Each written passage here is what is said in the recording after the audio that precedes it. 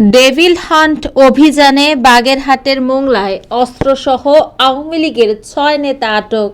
বাগেরহাট থেকে H নান্টুর report. Operation devil হান্টে বাগেরহাটের মোংলায় ৬ আওয়ামী লীগ নেতাকে অস্ত্র ও গুলিসহ আটক করেছে যৌথ বাহিনী। মঙ্গলবার ১১ ফেব্রুয়ারি ভোররাতে অভিযান চালিয়ে তাদের আটক করা হয়।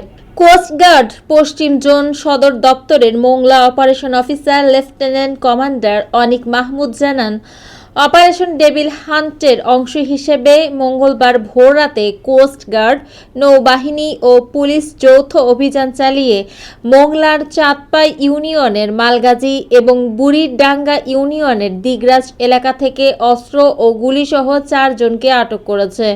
আটককৃতরা হল মোংলা পোর্ট পৌরসভার সাবেক প্যানেল মেয়র ও উপজেলা আওয়ামী লীগের যুগ্ম সাধারণ সম্পাদক শফিকুর রহমান খান, চাঁদপাই ইউনিয়নের সাবেক ইউপি সদস্য ও আওয়ামী লীগ নেতা মোহাম্মদ জাহাঙ্গীর হোসেন, আওয়ামী লীগ নেতা মোহাম্মদ ডালিম, আওয়ামী লীগ নেতা বিধানচন্দ্র রায়। এ সময় তাদের কাছ থেকে একটি ২ নলা বিদেশি বন্দুক ও ১৫ রাউন্ড তাজা গুলি উদ্ধার করা হয়।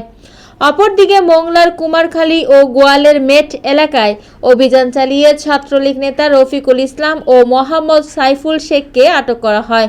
মোংলা থানার ওসি মোহাম্মদ আনিসুর রহমান জানান, মামলা রুজু করে আটককৃতদের বাগেরহাট আদালতে প্রেরণ করা হয়েছে।